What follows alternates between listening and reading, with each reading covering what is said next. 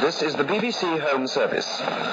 Saturday Night Theatre presents Martha Scott as Emily, with William Ith as George, and Stanley Maxted as the stage manager in Our Town by Thornton Wilder, adapted for broadcasting by Cynthia Pugh. Our Town. Excuse me. Yes? The producer asked me to come and say a few words about this play, do the linking and so on. Oh, yes. You're the stage manager, aren't you? That's right. I stage managed the first production. New York it was, in 1938. Do I go ahead now? Yeah.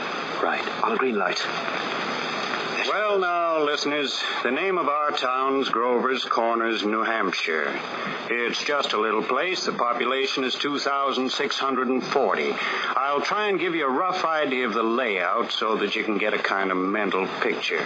Right here, where I'm standing, is Main Street, with the post office, the town hall, and a row of stores with hitching posts and horse blocks in front of them. We don't have automobiles yet, for this is May the 7th, 1901. Just before dawn.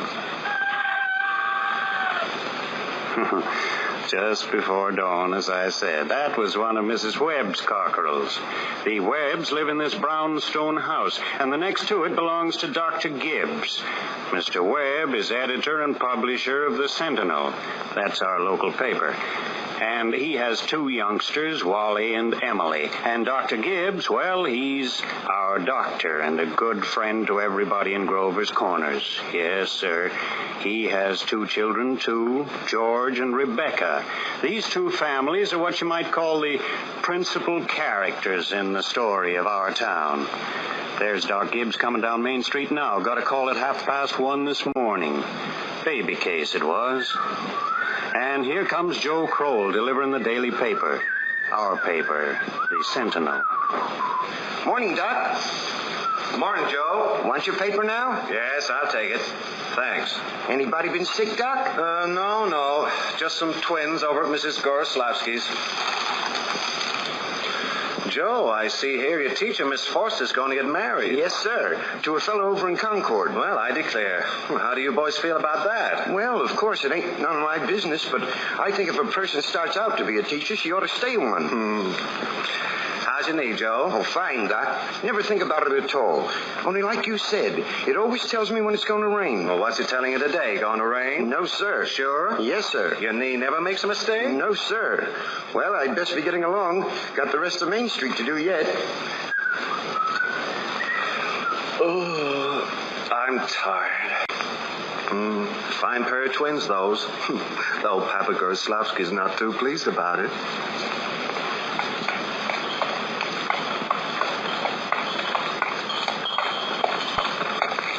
Bessie, what's the matter with you? I'll use them with the milk. Morning, Doc. Morning, Howie. Somebody sick? Pair of twins over at Mrs. Goroslavsky's. Twins, huh? This town's growing bigger every year. Seems like it is. Going to rain, Howie? This mist, you mean? No, it'll burn through. Be a fine day, you'll see. Come on, Bessie.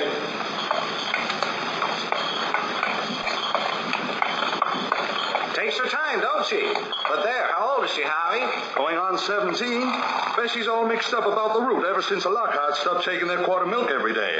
She wants to leave them a quart just the same. Keeps on scolding me the whole trip. Oh, here you are, Frank. Good morning, Howie. Morning, Mrs. Gibbs. 2 pints, ma'am. Thanks. Seems like you're late this morning. Yeah, something went wrong with the separator. Morning, Mrs. Gibbs. Morning, Doc. Morning, Howie. Morning, Howie. Get up, Bessie.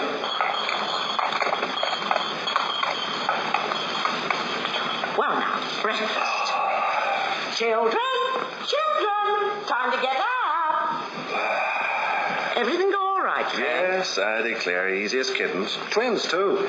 Good. Bacon will be ready in a minute. Sit down and drink your coffee.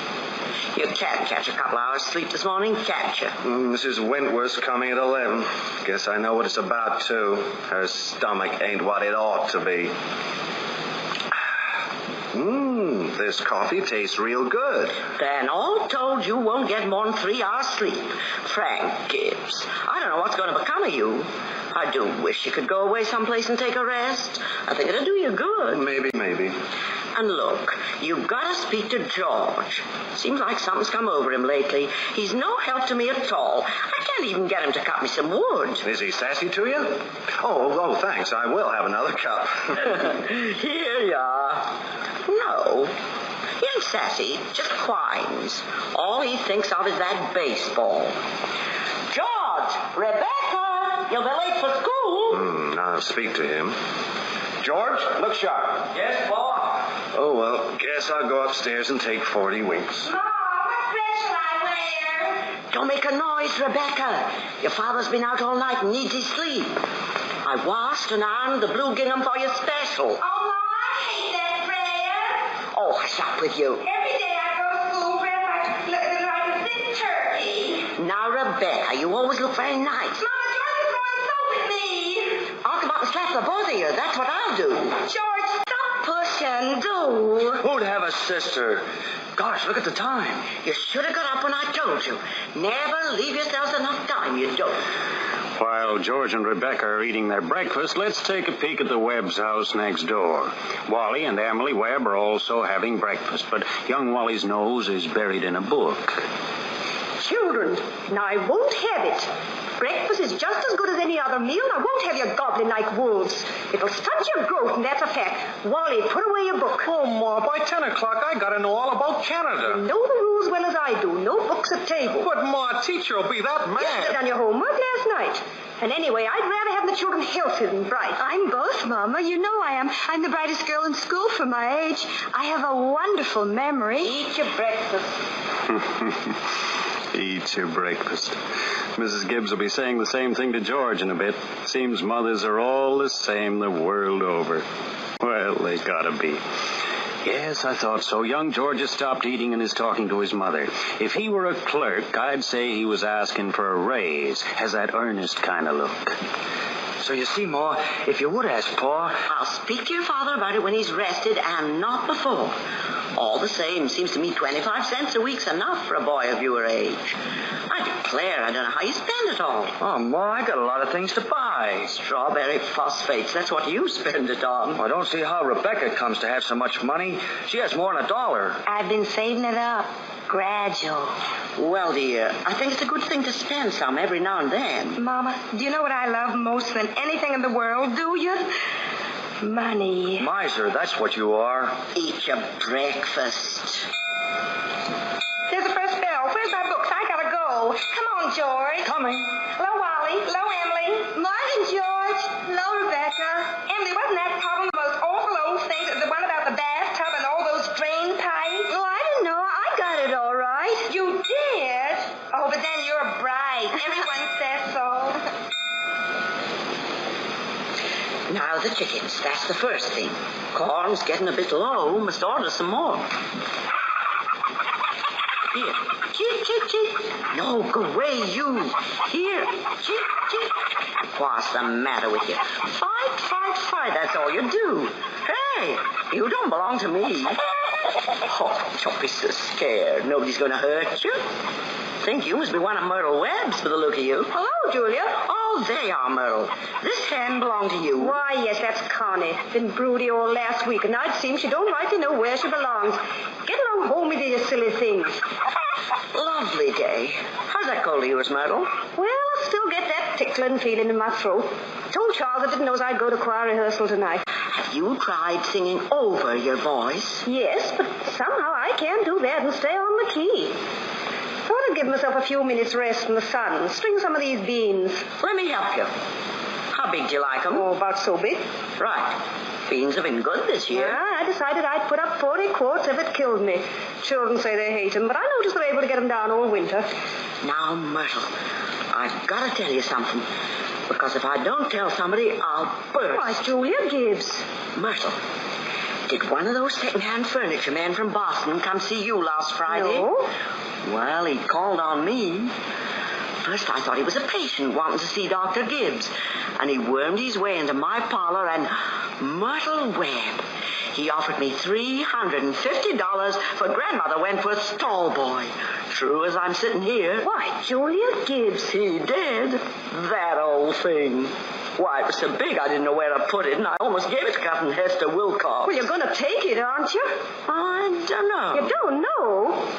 $350? What's come over you? Well, if I could get the doctor to take the money and go away someplace on a trip, I'd sell it like that. You know, Myrtle, it's been the dream of my life to see Paris, France. Paris? Well, Julia Gibbs, I don't know. Oh, sounds crazy, I suppose, but for years I've been promising myself that if we ever had the chance... How's the doctor feel about it? Well, I did beat about the bush a little and said that if I got a legacy, that's the way I put it, I'd make him take me. What'd he say? You know how he is. I haven't heard a serious word out of him since I've known him. No, he said, it might make him discontented with Grover's Corners to go traipsing about Europe. Better let well enough alone, he says.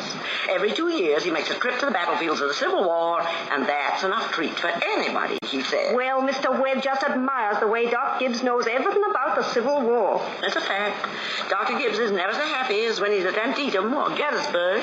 Well, if that second-hand man's really serious about buying the tall boy, Julia, you sell it, and then you'll get to see Paris all right.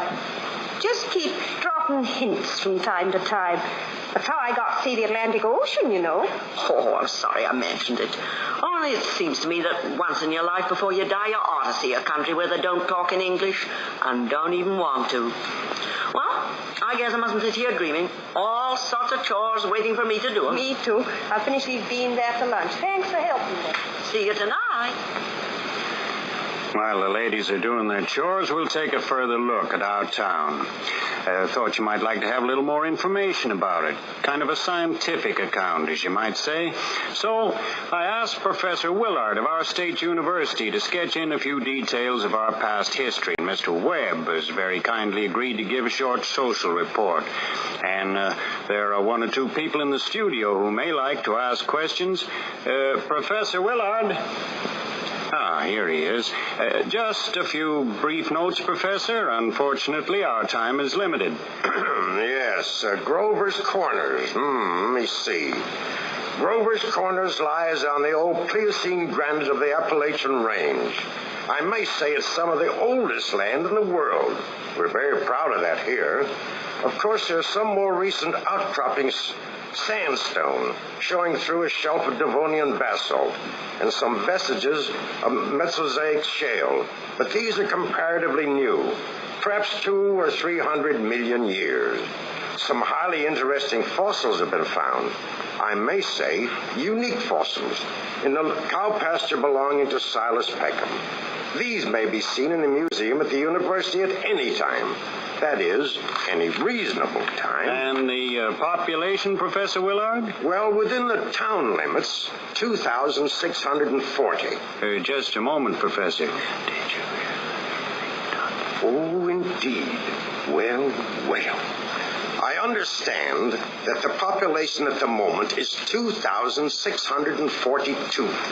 Mortality, birth rates constant. Thank you very much, Professor Willard. I know we're all very much obliged to you. Not at all, sir. Not at all. And now the social report, Mr. Webb. Here I am. Well, now, if you just tell him a thing or two about the social side of Grover's Corners.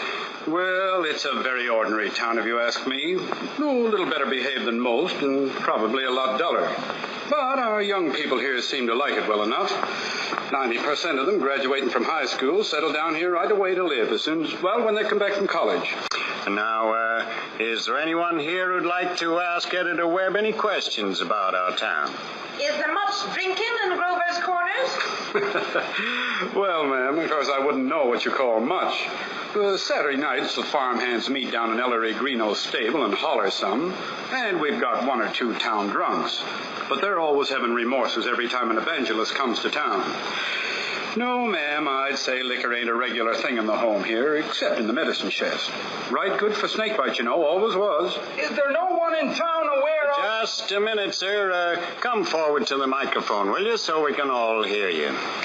Thank you. Now, what was it you wanted to ask? Is there no one in town aware of social injustice and industrial inequality? Oh, yes, everybody is. Something terrible. Seems like they spend most of the time talking about who's rich and who's poor. Then why don't they do something about it? Oh, well, I don't know. I guess we're all hunting like everybody else for a way the diligent and sensible can rise to the top and the lazy and quarrelsome sink to the bottom. But it ain't easy to find. Meantime, we do all we can to take care of those who can't help themselves, and those that can, well, we just leave them alone. Any other questions? Mr. Webb. Yes, ma'am. Mr. Webb, is there any culture or love of beauty in Grover's Corners? Well, ma'am, there ain't much. Leastwise, not in the sense you mean. Well, come to think of it, though, there's some girls that play the piano over at the high school commencement, but they ain't very happy about it. No, ma'am, there ain't much culture. But we got a lot of pleasures of a kind here. Well, we like the sun coming up over the mountain in the morning, and we all notice a good deal about the birds, and we watch the changes of the seasons. Yes, everybody knows about them. But those other things, well, I guess you're right, ma'am, there ain't much. Oh, Robinson Crusoe and the Bible and Handel's Largo, we know all that. Whistler's Mother, but that's just about as far as we go. Thank you, Mr. Webb. Oh, you're welcome. Well, I must be getting back now. Got to mow my lawn. Grass grows fast this weather. Now, we'll go back to the town. It's 2:00. All 2,642 have had their lunches, and all the dishes have been washed. Children have gone back to school. Only a few buggies on Main Street, horses dozing at the hitching posts. Doc Gibbs is in his surgery, tapping people and making them say, "Ah."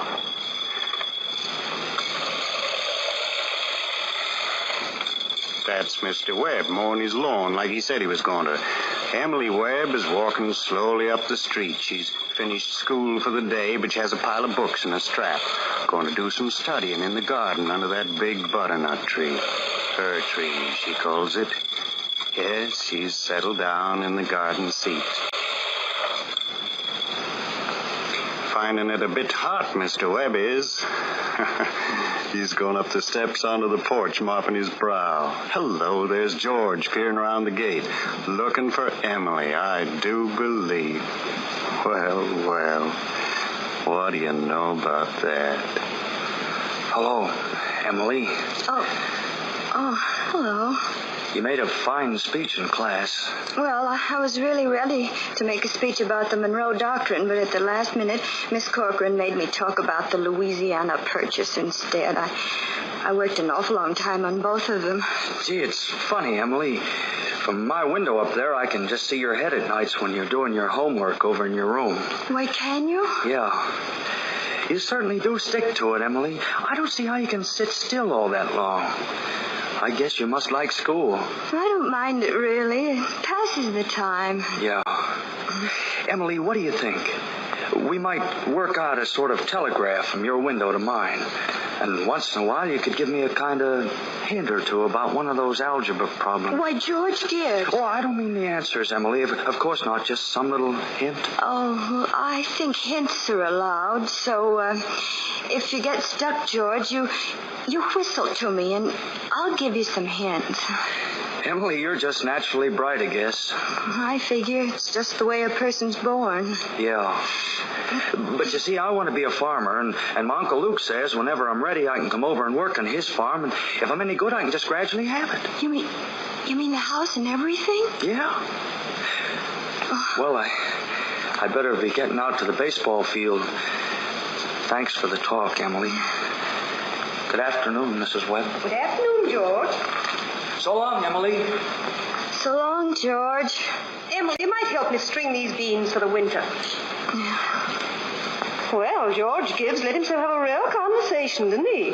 Why, he's grown up. How old would George be?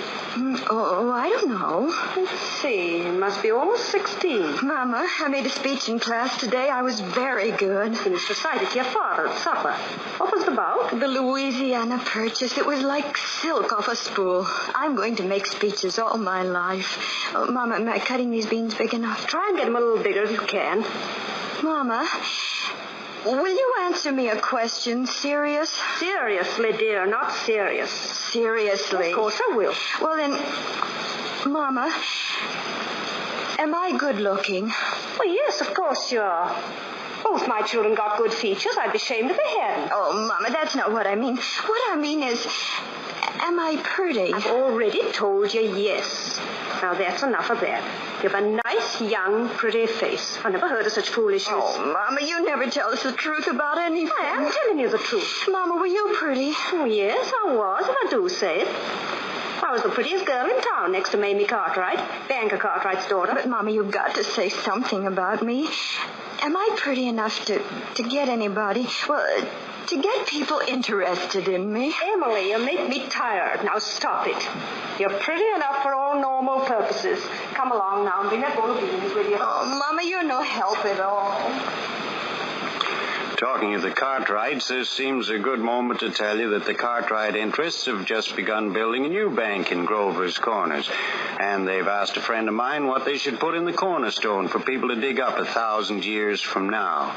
Of course, they're putting in a copy of the New York Times and a copy of Mr. Webb's Sentinel and the Bible and a copy of the Constitution of the United States and a copy of Shakespeare's plays.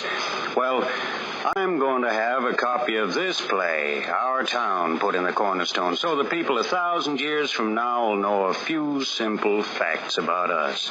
More than just the Treaty of Versailles and the Lindbergh flight. See what I mean? So, people 1,000 years from now, this is the way we were in the provinces north of New York at the beginning of the 20th century. This is the way we were in our growing up and in our marrying and in our living and in our dying. Now, we'll get back to Grover's Corners. It's evening. The day's running down like a tired clock.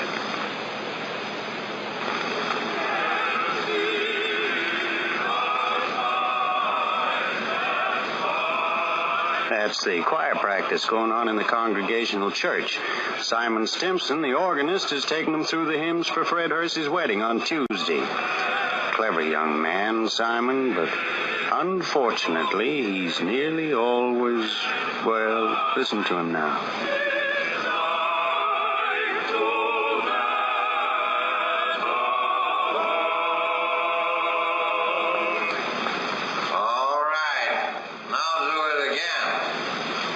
Remember, ladies, music come into the world to give pleasure.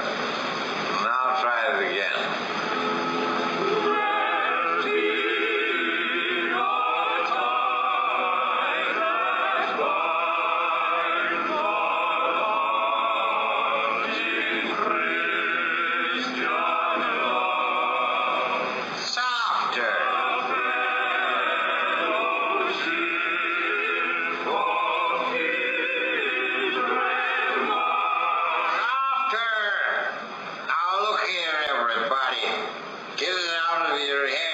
Music's only good when it's loud. Now then,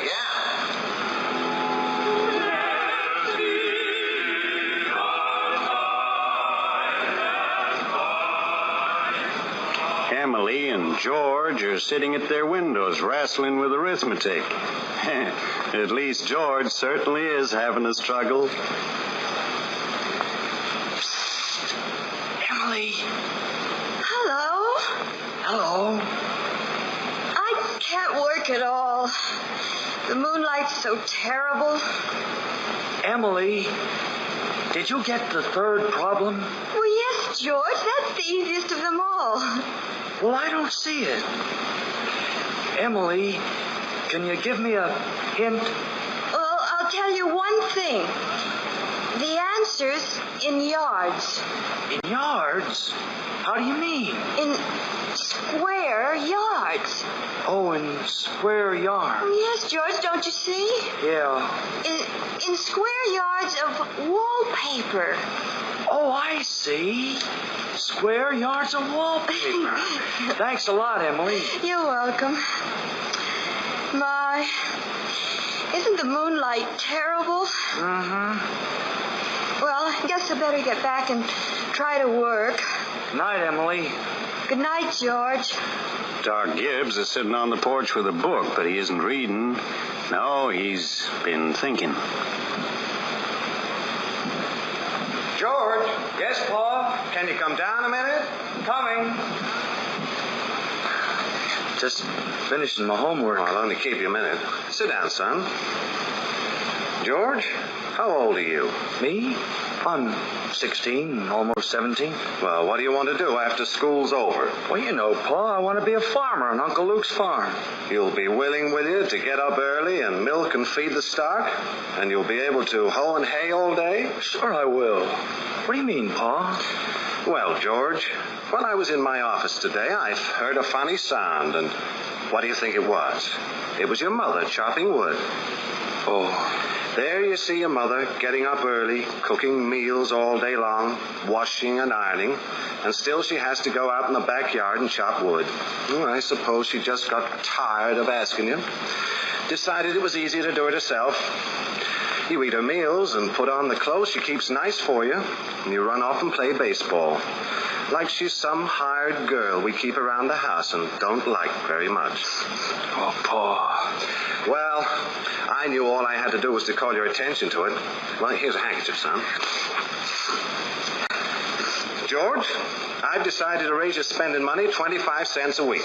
Not, of course, for chopping wood for your mother, because that's a sort of present you give her, but because you're getting older. And I imagine there are lots of things you must find to do with it.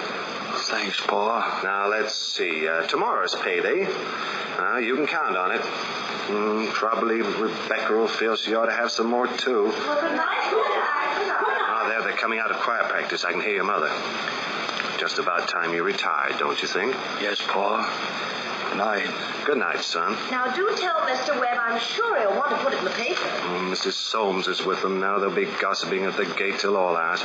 I'm going in. Well, here we are. Real nice choir practice, wasn't it? Always like practicing for a wedding. Hymns are cheerful, sort of. Myrtle Webb, look at that moon, will you? If that isn't potato weather, I don't know what it is. I didn't want to say a word about it in front of the others, but now that we're alone, well, really, it's the worst scandal that ever was in this town. What? Oh, Simon Stimson. Now, Luella, so... But, Julia, to have the organist of a church drunk year after year. Luella. Oh, Julia, you know he was drunk tonight. Now, Luella, we all know about Mr. Stimson, and we all know about the troubles he's been through, and Dr. Ferguson knows, too. And if Dr. Ferguson keeps him on there in his job, the only thing the rest of us can do is just not to notice it. Not to notice it, but it's getting worse. No, it isn't, Luella. It's getting better. I've been in that choir twice as long as you have, and it doesn't happen anywhere near so often. Gracious, I'd better hurry. Those children will be sitting up till all hours. Good night, Luella. Good night. Good night, Julia. Good night, Myrtle. Can you get home safe, Luella? Oh, it's as bright as day. I can see my husband scowling at the window now. Really, you'd think we'd been to a dance the way men folk carry on. Good night, Julia. Good night, Luella. See you someday. See you then. Oh, so here you are. Mm-hmm. We had a real good time. Oh, you're late enough. Why, Frank, it ain't any later than usual. And you stopping at the gate to gossip with a lot of hens. Now, Frank, don't be grouchy. Come out a minute and smell my heliotrope in the moonlight. There. Isn't that wonderful? Yes, wonderful. What did you do all the time I was away? Oh, I read as usual. What were the girls gossiping about tonight? Well, believe me, Frank, there was something to gossip about. Simon Stimson far gone, eh? Worst I've ever seen him. How'll that end, Frank? Dr. Ferguson can't forgive him forever. I guess I know more about Simon Stimson's affairs than anybody in this town. Some people ain't made for small-town life. I don't know how that'll end, but there's nothing we can do but just leave it alone. Let's go in. No, not yet. Frank, I'm worried about you. What are you worried about? I think it's my duty to make plans for you to get a real rest and change. And if I get that legacy, I'm going to insist on it. Now, Julia, there's no sense in going over that again. Frank, you're just unreasonable. Come on, Julia, it's getting late. First thing you know, you'll catch cold. I gave George a piece of my mind tonight. Reckon you'll have your wood chopped.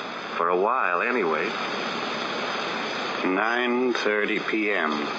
Most of the lights in town are out. There's Constable Warren trying a few doors on Main Street, and here comes Editor Webb after putting his newspaper to bed. Good evening, Bill. Evening, Mr. Webb. Quite a moon. Yeah, all quiet tonight, Bill. Simon Stimpson's rolling around a little. Just saw his wife moving out to hunt for him, so I looked the other way. I don't know how that's going to end, Mr. Webb. Oh, well, he's seen a peck of trouble, one thing after another. Oh, say, Bill, if you see that boy of mine smoking cigarettes, just give him a word, will you? He thinks a lot of you. I don't think he smokes no cigarettes, Mr. Webb. Leastways, not more than 2-3 a year. Well, I hope not. Well, good night, Bill. Night, Mr. Webb. Hey, who's that up at that window? Is that you, Myrtle? No, it's me, Papa. Emily. Hey, why aren't you in bed? I don't know. I just can't sleep yet, Papa. The moonlight's so wonderful, and the smell of Mrs. Gibbs' heliotrope. You haven't any troubles on your mind, have you, Emily? Troubles, Papa? No. Oh, well, don't let your mother catch you. Good night, Emily. Good night, Papa.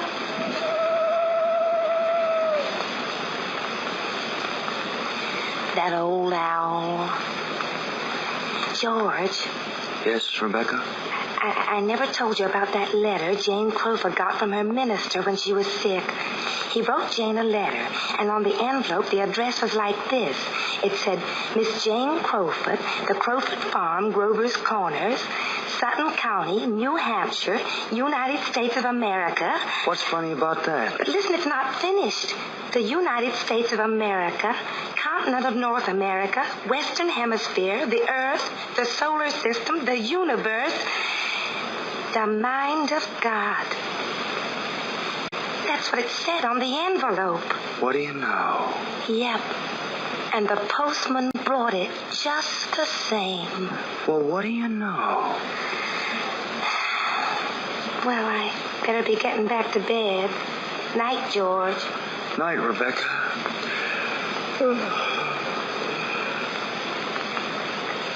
One by one, the lights go out in Grover's Corners. Another day over, what you might call a typical day in the life of our town. And the time passes, and now 3 years have gone by. The sun's come up over 1,000 times. Summers and winters have cracked the mountains a little bit more, and the rains have brought down some of the dirt, and some babies that weren't even born before have begun talking regular sentences already. And a number of people who thought they were right young and spry have noticed that they can't bound up a flight of stairs like they used to without their hearts fluttering a little. All that can happen in 1,000 days. As I said, it's 3 years later, 1904. It's July the 7th, just after high school commencement. That's the time most of our young people jump up and get married. Soon as they've passed their last examinations in solid geometry and Cicero's orations, looks like they suddenly feel themselves fit to get married. It's early morning again. Only this time it's been raining. Thundering, too. Gardens are just drenched. And there's Mrs. Gibbs and Mrs. Webb come down to light their fires and make breakfast just as if this were an ordinary day. Guess I don't have to point out to the women who are listening that these two ladies have both cooked 3 meals a day, one of them for 20 years and the other for 40, no summer vacation. They raised 2 children apiece, washed, cleaned the house, never had a nervous breakdown, never thought themselves hard used either. It's like one of those Middle West poets said, you gotta love life to have life, and you gotta have life to love life. It's what they call a vicious circle.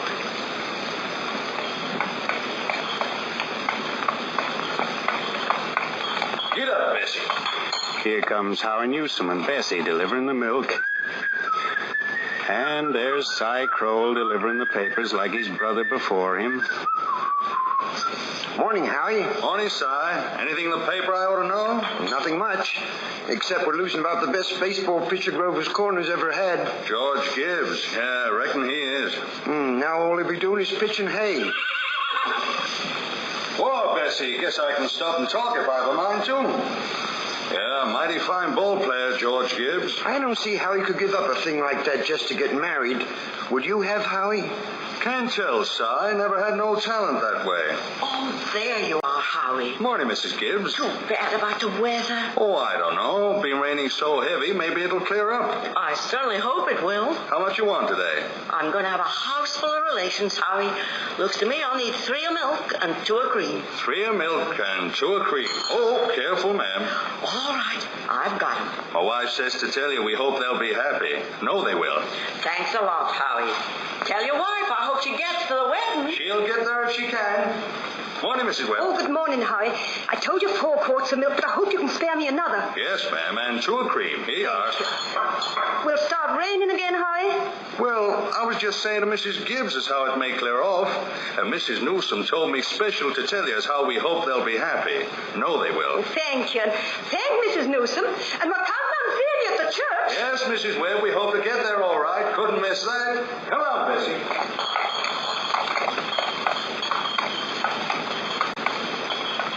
Mrs. Gibbs is busy about the kitchen getting breakfast. Every now and then she stops and puts her handkerchief up to her eyes. Well, Mother Gibbs, the day has come. You're losing one of your chicks. Frank Gibbs, don't you say another word. I feel like crying every minute. Sit down and drink your coffee. Thanks. The groom's up shaving himself. Only there ain't an awful lot to shave. Whistling and singing he is, like as if he's glad to leave us. Every now and then he says I do to the mirror, but it don't sound convincing to me. I declare, Frank, I don't know how he'll get along. I've arranged his clothes and seen to it that his feet are dry and he's got warm things on. They're too young, Frank.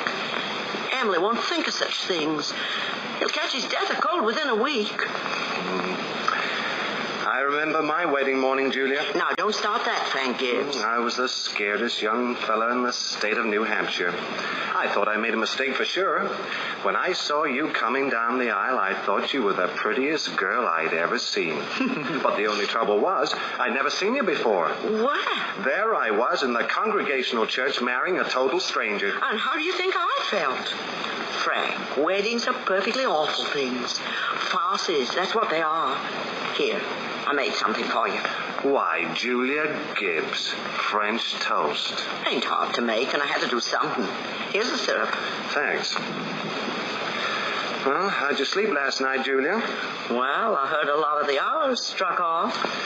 You know, I get a shock every time I think of George setting out to be a family man, that great gangling thing. I tell you, Julia, there's nothing so terrifying in the world as a son.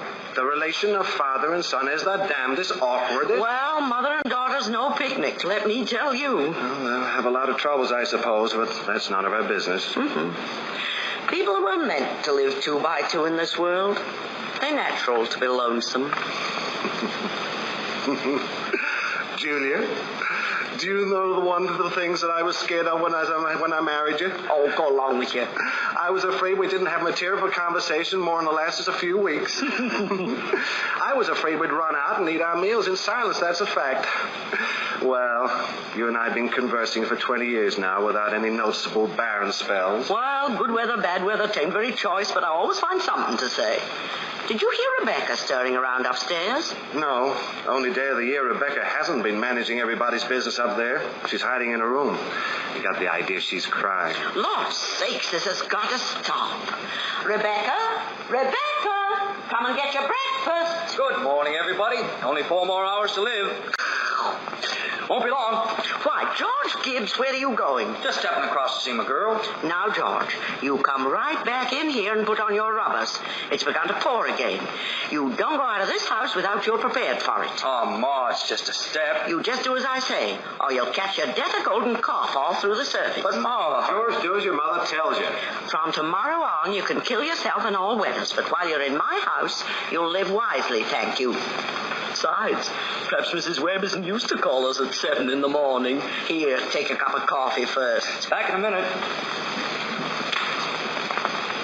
Lord, what a morning. Blue sky over there, though. Probably clear up later. My wedding day. Gee, it sounds kind of funny. Morning, Mother Webb. Oh, good morning, George. Goodness, you frightened me. Now, George, I hate to say it. You can stand here on the porch a minute out of the rain. But really, you understand, George, I can't ask you in. Why not? Why, George, you know as well as I do. The groom can't see his bride on his wedding day, not until he sees her in church. Oh, it's just a superstition. Morning, Mr. Webb. You don't believe in that superstition, do you? Well, there's a lot of common sense in superstitions, George. Millions have followed it, George, and don't you be the first to fly in the face of custom. I tell you, you're not seeing Emily. Well, not yet, that is. How is Emily? I haven't heard a sound out of her yet. Emily's asleep. Oh, no wonder. We was up till all hours, sewing and packing. Now, I tell you what I'll do, George. You sit down here a minute with Mr. Webb and drink this cup of coffee, and I'll run upstairs and see she don't come down and surprise you. There's some bacon, too, but don't be long about it. Well, George, how are you? Me? Oh, I'm fine. Mr. Webb, what common sense could there be in a superstition like that? Well, George, on the wedding morning, a girl's head is full of, clothes and one thing another. Don't you think that's probably it? Well, yes, I never thought of that. Sure. Girl's apt to be a mite nervous on her wedding day. Here, have some more coffee. Oh, thanks. Gee, I wish a person could get married without all that marching up and down. Yeah, every man that's ever lived has felt that way, George, but it hasn't been any use. Now, it's the women folk who've built up weddings, my boy. And so for a while now, the women have it all their own way. Yes, sir, a man looks pretty small at a wedding, George. All those good women standing shoulder to shoulder, making sure the knot's tied in a mighty public way. Well, you believe in it, don't you, Mr. Webb? Oh, yes. Yes, of course I do. Now, don't misunderstand me, George. Marriage is a wonderful thing, don't forget that. No, sir. Mr. Webb, how old were you when you got married? Oh, well, you see, I'd been to college, and I'd taken a little time to get settled. But Mrs. Webb, now, she wasn't much older than Emily is. Oh, age hasn't got much to do with it, George, compared with other things. Pass me the butter, will you, please? Oh, here you are.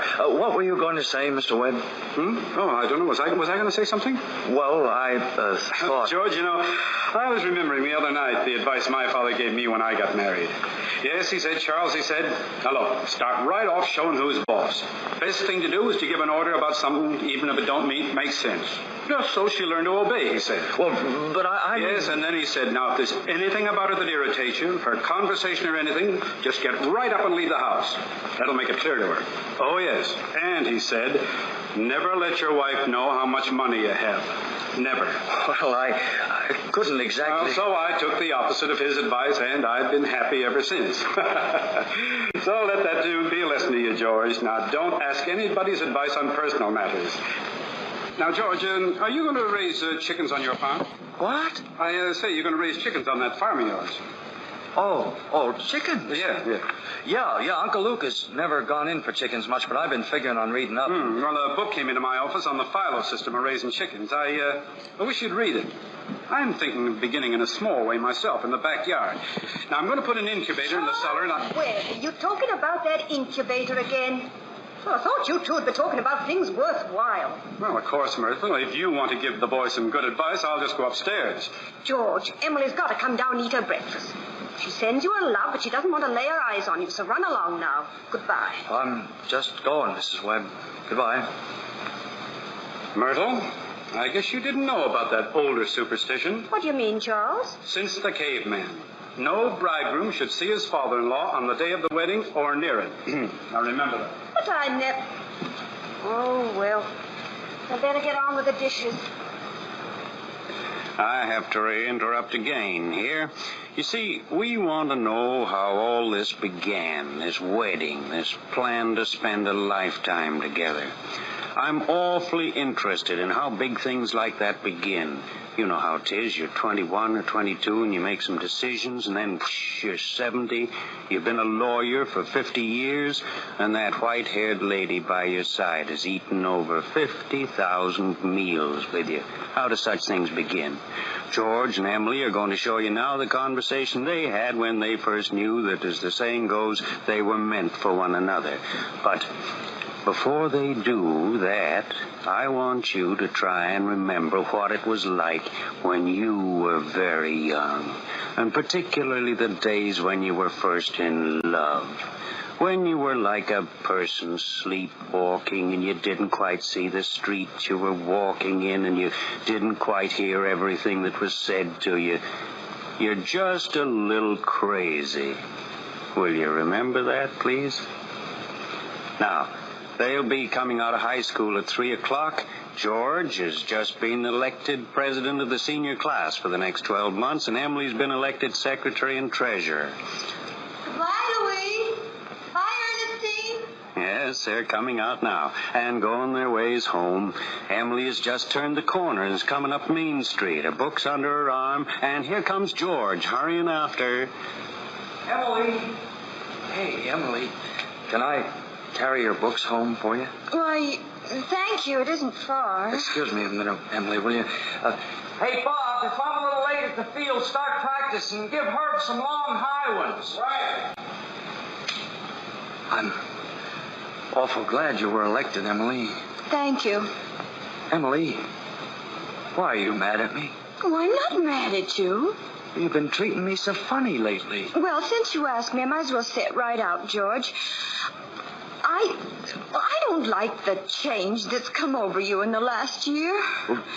What do you mean? Well, up to a year ago, I used to like you a lot, and I used to watch you while you did everything because we'd been friends for so long, and then you began spending all your time at baseball, and you never stopped to speak to anybody anymore. Not to really speak, not even to your own family you didn't, and George, it's a fact. Ever since you've been elected captain, you got awful stuck up and conceited, and all the girls say so. And it hurts me to hear him say it, but I gotta agree with him a little because it's true.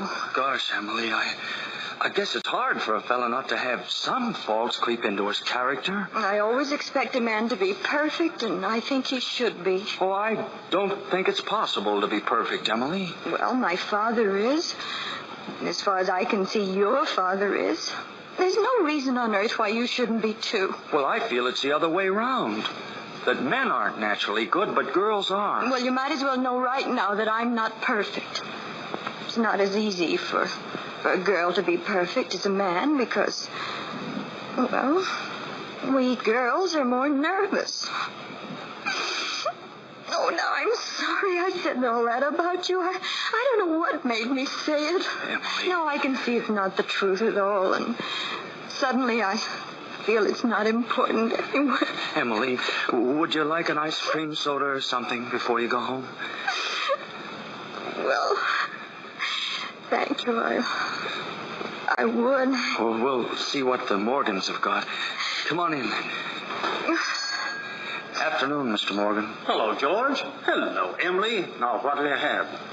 Why, Emily Webb, what have you been crying about? She got an awful scare, Mr. Morgan. That hardware store wagon almost ran over her. Everybody says Tom Huckins drives like a crazy man. Yes, he does. Here, take a good drink of water, Emily. Why, you look all shook up. Well, thank you. I tell you, you gotta look both ways before you cross Main Street these days.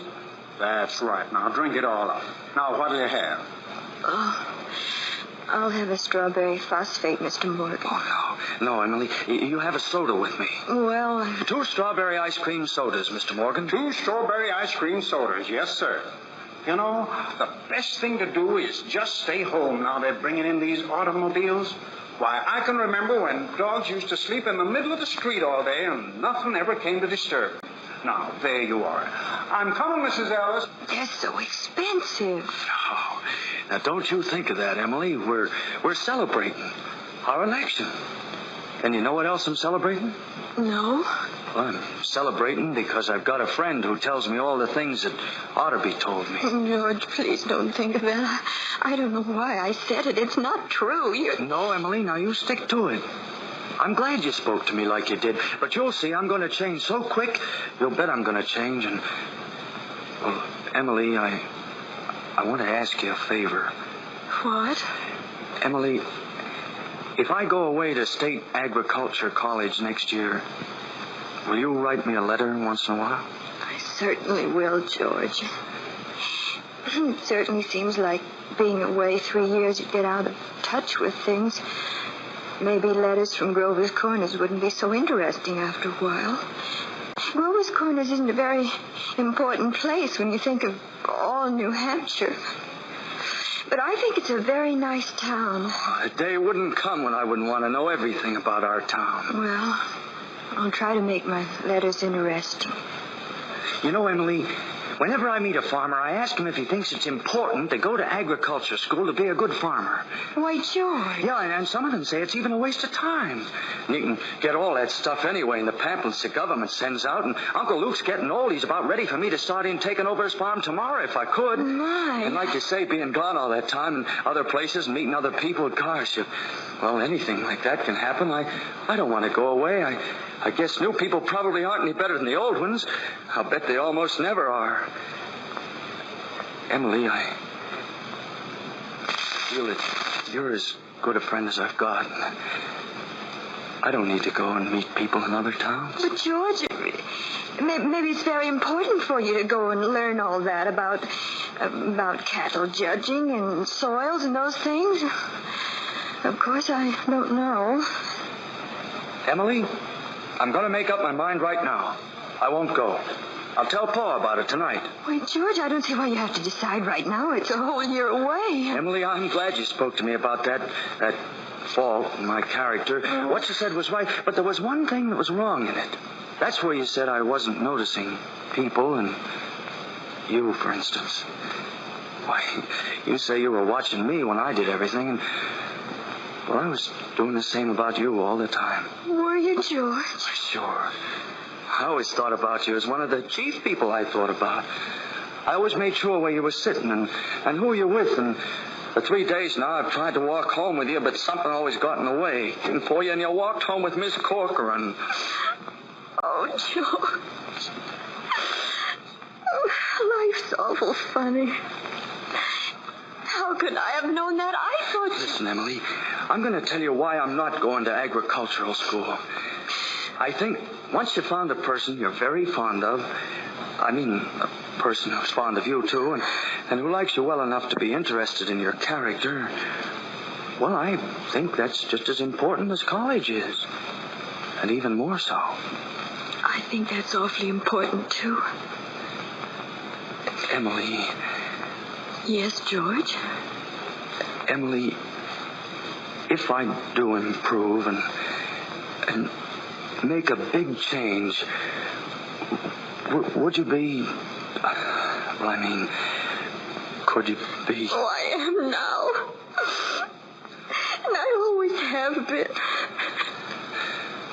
So I guess this is an important talk we've been having. Yes. Yes. Wait just a minute and I'll walk you home.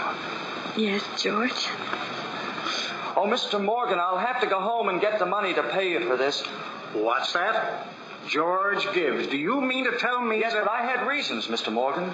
Look, here's my gold watch to keep until I come back with the money.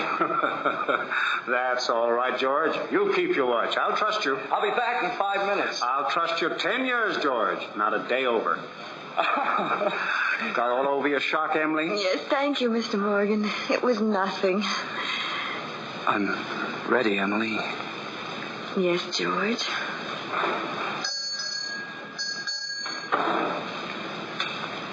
There they go, side by side, very straight, radiant, not looking at each other. Well, that's how it began. And now we'll get on with the wedding.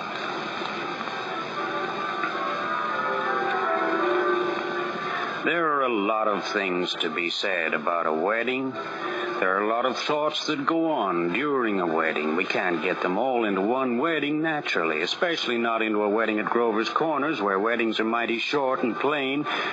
In this play, I take the part of the minister. That gives me the right to say a few things more. Yes, for a while now, the play gets pretty serious. You see, some churches say that marriage is a sacrament. I don't quite know what that means, but I can guess. Like Mrs. Gibbs said a few minutes ago, people are supposed to live 2 by 2. And this is a good wedding. The people are young, but they come from a good state, and they chose right. The real hero of this scene is none at all, and you all know who that is. Like one of those European fellas said, every time a child is born into the world, it's nature's attempt to make a perfect human being. Well, we've seen nature pushing and contriving for some time now. We all know she's interested in quantity, but I think she's interested in quality, too. Maybe she's trying to make another good governor for New Hampshire. That's what Emily hopes. Well, that's all my sermon. It wasn't very long, anyway. Here they come into the church. The townspeople and friends, and up in the front the relations, the Gibbs and Mrs. Webb. Mrs. Webb is crying a little.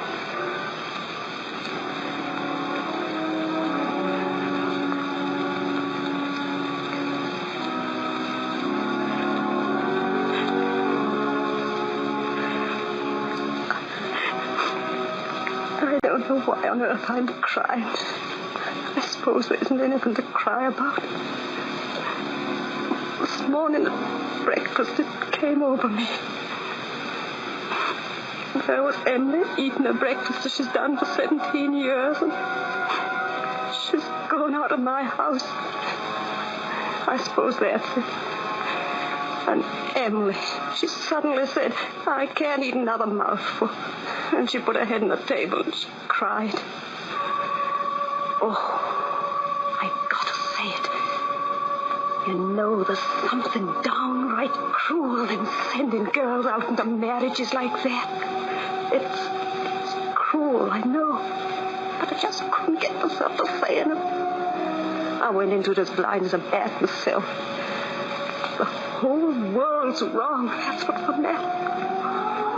George is just coming up the aisle. Oh, dear, I don't wish I could stop crying.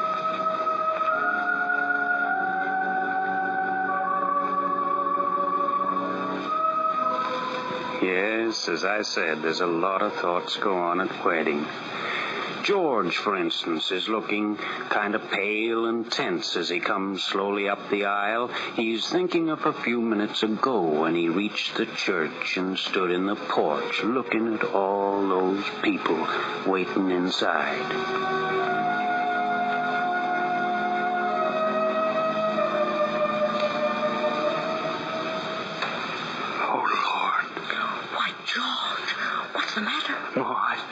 I don't want to grow old. Why is everybody pushing me so? Why, George, you wanted it? No more, listen to me. No, George, you're a man now. Listen more for the last time I ask you.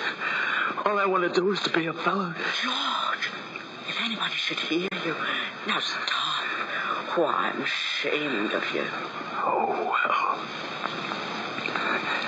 Where's Emily? She'll be here any minute. George, you gave me such a turn. Oh, cheer up, Mom. I'm getting married. Come on in. No. Let me catch my breath a minute. Now, Ma, you say Thursday nights. Emily and I are coming over to dinner every Thursday night. You'll see. Why, Ma, what are you crying for? Come on, we got to get ready for this.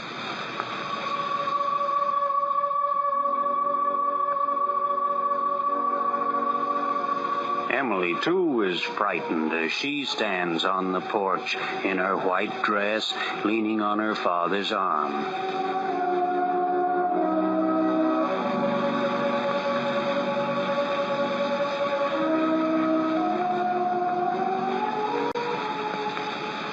I never felt so alone in my whole life.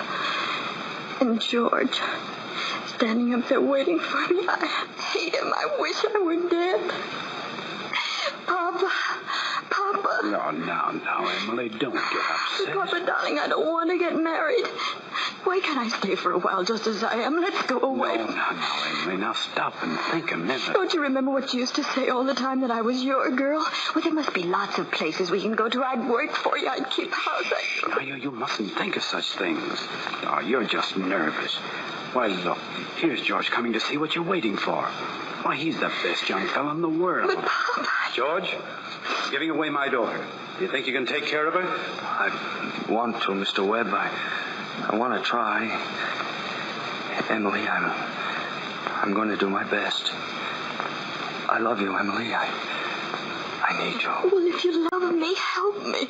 All I want is someone to love me. I will, Emily. I'll try. And I mean forever, do you hear? Forever and ever and ever. Yes, Emily, darling. Forever, ever. There's the wedding lunch. Come on, now, they're waiting for us. Now, off you go, George. Now, Emily, you know it'll be all right, don't you? Yes, Papa. I know it'll be all right.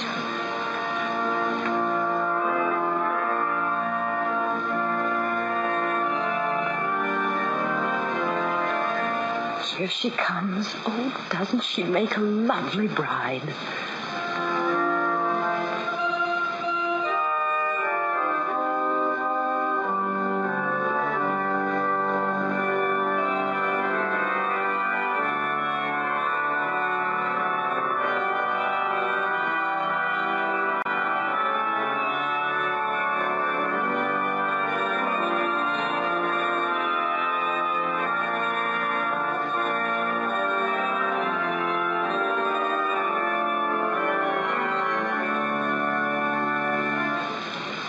Do you, George, take this woman, Emily, to be your wedded wife, to have and to hold from this day forward? Perfectly lovely wedding. It's the loveliest wedding I ever saw. Oh, I do love a good wedding, don't you?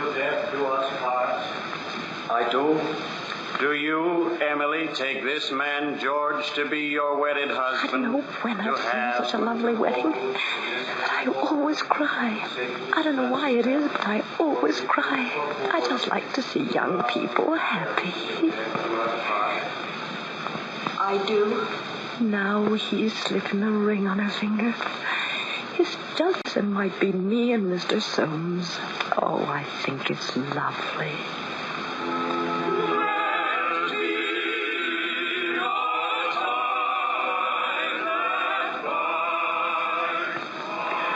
I've married 200 couples.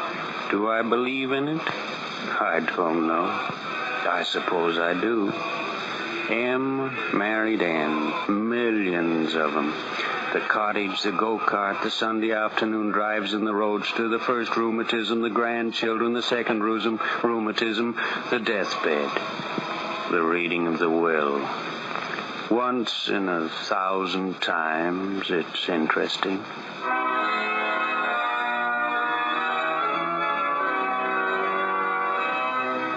I've never been to such a nice wedding.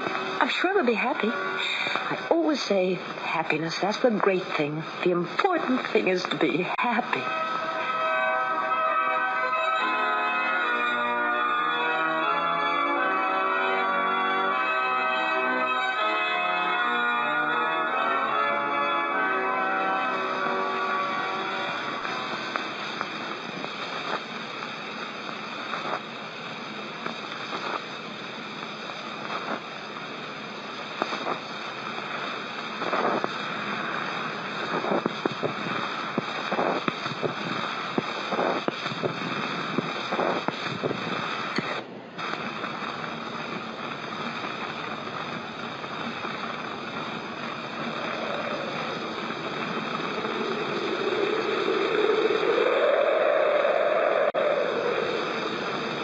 This time, 9 years have gone by, friends. It's summer 1913. Gradual changes in Grover's Corners. Horses are getting rarer. Farmers coming into town now in cars. You'd be surprised, though. On the whole, things don't change much around here. By the way, we're not in Main Street now. No, this is the cemetery. And it lies above the town on a windy hilltop. Lots of sky, lots of clouds, often lots of sun and moon and stars. You can see Grover's Corners way down there. And over to the west, there are hills and hills, range on range of them. Awful blue they are. Yes, beautiful spot up here. Mountain laurel and lilacs. Over there under the trees are some Civil War veterans, iron flags on the graves. New Hampshire boys had a notion that the Union ought to be kept together, though they'd never seen more than 50 miles of it themselves. All they knew was the name, friends. The United States of America. And they went and died about it. This here's a new part of the cemetery. See those people sitting there in a long, straight row? They're some of the people you met in Grover's Corners. Your friend, Mrs. Gibbs, she died 2 years last fall. And there next to her is Simon Stimson. Remember the organist at the church? And Mrs. Soames, who was enjoying the wedding so much, she's here too. They're just sitting here quietly in the sun and the rain, looking on, you might say. Oh, they talk to each other now and then in a detached kind of way, but most of the time they're just sitting quiet and contented, the way you see them now. You know, the dead don't stay interested in us living people for very long. Gradually they let go their hold of the earth, the ambitions they had and the pleasures they had and the things they suffered and the people they loved. They're waiting for something they feel is coming, something important and great. Aren't they waiting for the eternal part in them to come out clear? Some of the things they're going to say maybe will hurt your feelings, but that's the way it is. Mother and daughter, husband and wife, enemy and enemy, miser and money, all those terribly important things kind of grow pale around here. And what's left? What's left when memory's gone and your identity, Mrs. Smith? Well, here are some living people. There's Joe Stoddard, our undertaker, supervising a new-made grave. And here comes Sam Craig, a Grover's Corners boy that left town to go out west. Good afternoon, Joe Stoddard. Remember me, Sam Craig? Why, gracious sakes alive. Of course, I should have known you'd be back for the funeral, Sam. Say, you've been away a long time. Over 12 years. But I happened to be over this side when I got news of my cousin's death, so I thought I'd combine things a little and come back and see the old home. You look well, Joe. Yeah, can't complain. Very sad our journey today, Samuel. Yeah? I must say, I hate to supervise when a young person's taken. Anyhow, they'll be here in a few minutes now. I had to come here early. You see, my son is supervising at home. Yeah. A lot of new stones up here. Hi, this is my Aunt Julia. I'd forgotten. Yeah, Doc Gibbs lost his wife 2 or 3 years ago, just about this time. And today's another bad blow for him, too. Mrs. Gibbs has noticed them. She's just going to say something to Simon Stimson, who's sitting next to her. Look, Simon, that's my sister Carrie's boy, Sam. Sam Craig. I'm always uncomfortable when he's around, old Joe Stoddard. Now, Simon. Simon Stimson, huh? He was organist at church, wasn't he? Drank a lot, they used to say. Yeah, but nobody was supposed to know about it. Oh, he'd seen a peck of trouble. He took his own life, you know. Oh, did he? Yeah, hung himself in the attic. Oh, they tried to hush it up, but of course it kind of got around. Shows his own epitaph. Usually they pick a verse, but his, well, it's kind of different. Look. Why, it's just some notes of music. What is it? Oh, I wouldn't know. Just an idea he had, I guess. Joe, what did she die of? My cousin, I mean. Say, didn't you know? No. Oh, she had some trouble bringing a baby into the world. Was her second, though. There's a little boy about 4 years old. Well, you'll excuse me now. I see they're coming. Who is it, Julia?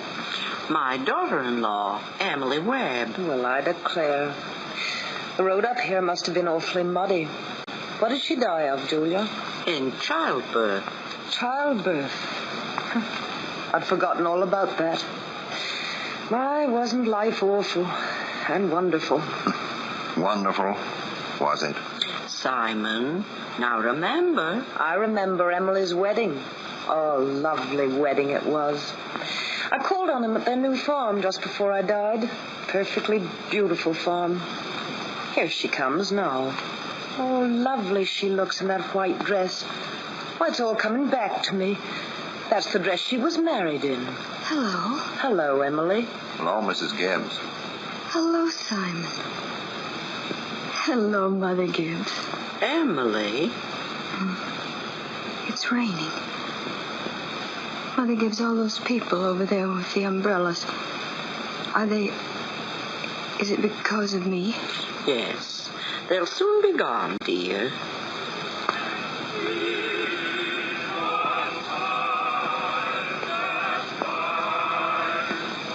Papa remembered that was my favorite hymn. How nicely they sang it. I wish I could thank them. Don't worry, dear. Just sit here and rest yourself.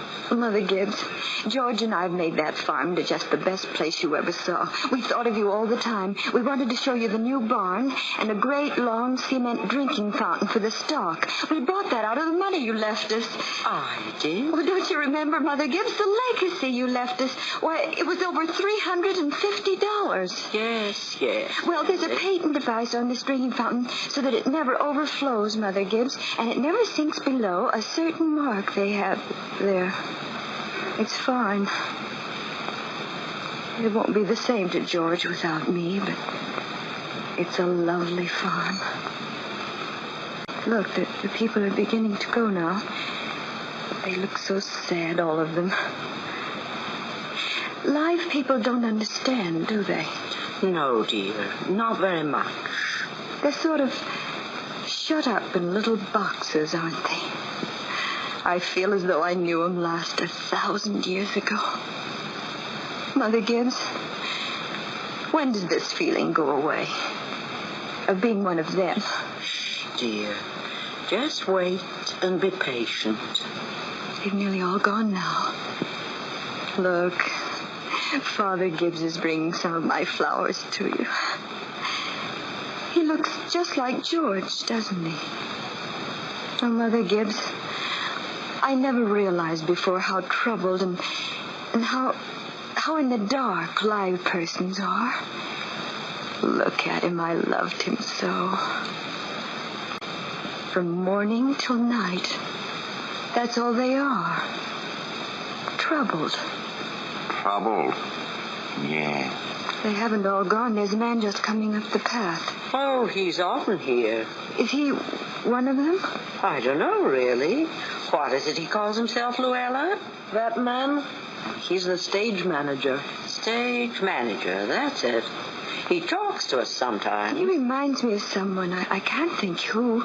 Don't worry about it, dear. Oh, he's awful like the minister who married us, George and me. Maybe.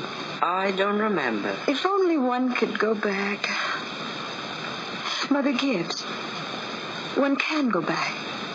Back there again into living. I feel it. I know it. Why, just then for a moment I was thinking about the farm, and for a minute I was there, and my baby was on my lap as plain as day. Yes, of course you I can go back there and live all those days over again. Why not?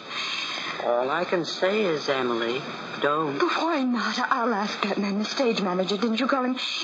It's true, isn't it? I can go and live back there again. Yes. Some have tried, but they soon come back here. Don't do it, Emily. Emily, don't.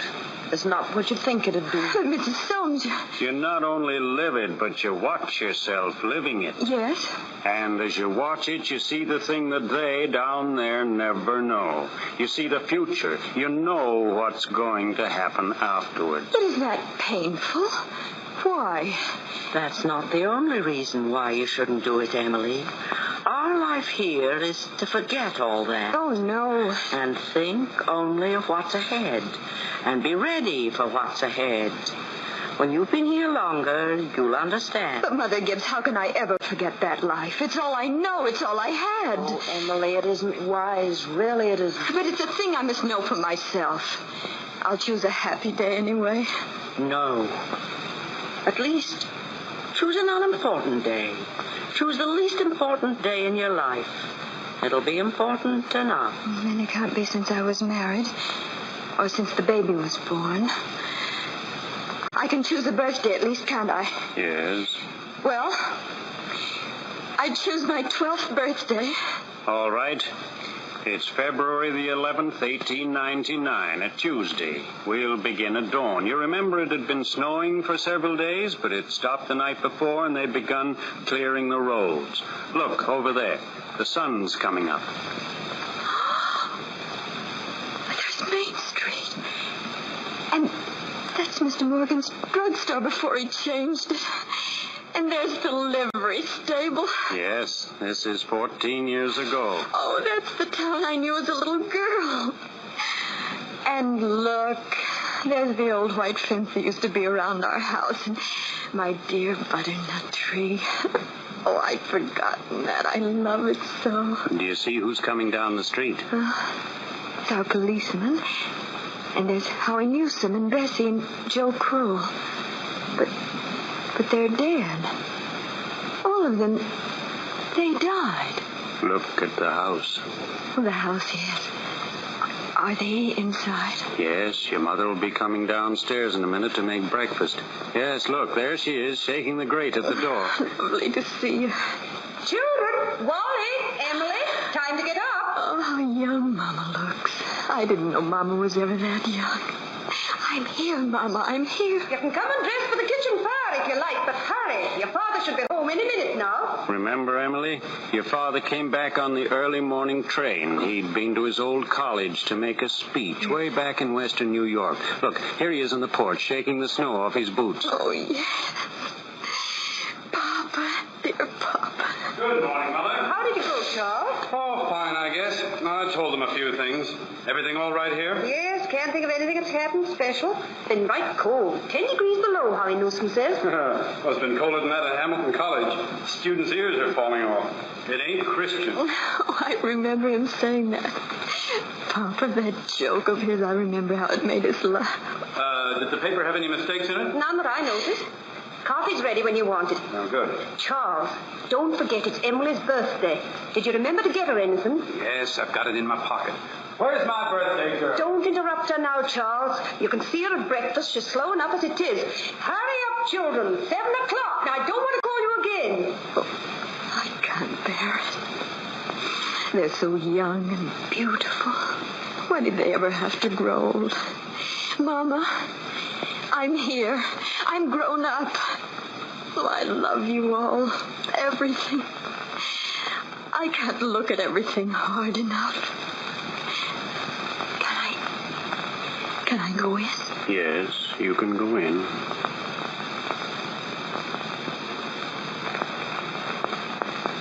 Good morning, Mama. Well, now, dear, very happy birthday to my girl. Many happy returns.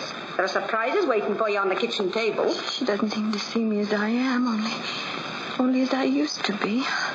I wanted so much to kiss her. She turned away to the stove almost as if I wasn't there. You see, it's always like that. Oh, Mama, you shouldn't have bothered. I can't go on. Listen, your mother's saying something to you. Now, Emily, birthday or no birthday, I want you to eat your breakfast good and slow. I want you to grow up and be a good, strong girl. That in the blue paper is from your Aunt Carrie. And I reckon you can guess who brought the postcard album. I found it on the doorstep when I brought in the milk. George Gibbs. Must have come over in the cold pretty early. Right nice of him. George, I'd forgotten that. If only she'd look at me. Mama, just look at me for 1 minute as though you really saw me. But Mrs. Webb is busy stirring oatmeal at the stove, placid and smiling. She doesn't hear her. That's the way it is. Always. Mama, 14 years have gone by. I'm dead. You're a grandmother, Mama. I married George Gibbs, Mama. Wally's dead, too. Mama, his appendix burst in a camping trip to Crawford Notch. We felt just terrible about it, don't you remember? But now, just for a moment, we're all together. Mama, just for a moment, let's be happy. Let's look at one another. That's the yellow paper, something I found in the attic among your grandmother's things. You're old enough to wear it now, and I thought you'd like it. And this is from you. Oh, Mama, it's lovely. It's just what I want. Well, I hoped you'd like it. Hunt it all over. Wally has something for you, too. Made it at manual training class, and he's very proud of it. Be sure you make a big fuss about it. And your father has a surprise for you. Don't know what it is myself. Here he comes. Well, where's my birthday girl? They don't see me, either of them. They only see someone who used to be me. I can't bear it. That's a good girl. Sit down and eat your breakfast. Where's my birthday girl? I can't go on. It goes so fast. We haven't time to look at one another. I didn't realize. So all that was going on, and we never noticed. Take me back up to the hill to my grave, but first wait. One more look. Goodbye. Goodbye, world. Goodbye, Grover's Corners, Mama and Papa. Goodbye to clocks ticking, my butternut tree and new iron dresses and hot baths and sleeping and waking up. Oh, Earth, you're too wonderful for anyone to realize you. Tell me, do any human beings ever realize life while they live it, every minute? No. Saints and poets, maybe. They do. Some. I'm ready to go back.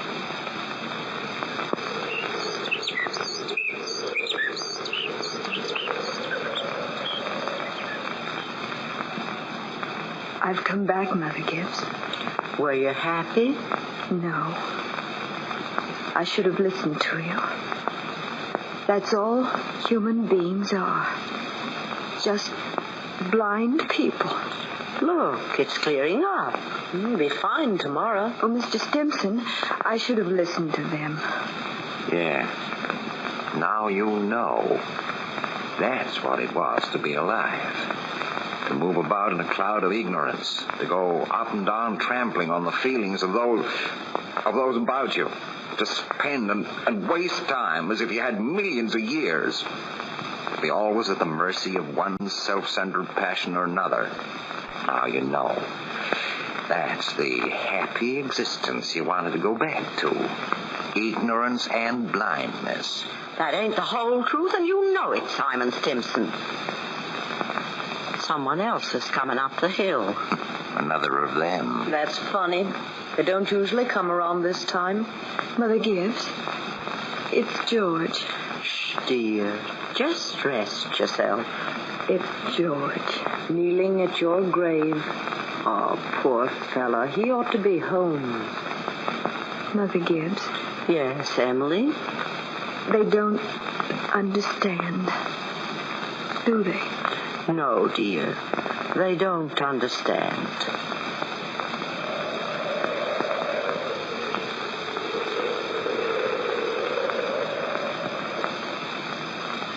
Most everybody's asleep in Grover's Corners.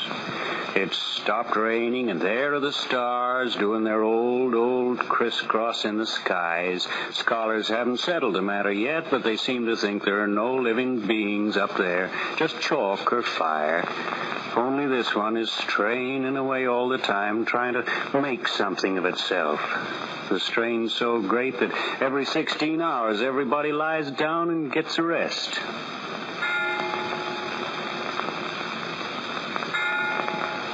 $11 in Grover's Corners. Everybody's resting in Grover's Corners. Tomorrow's going to be another day. You get a good rest, too. Good night.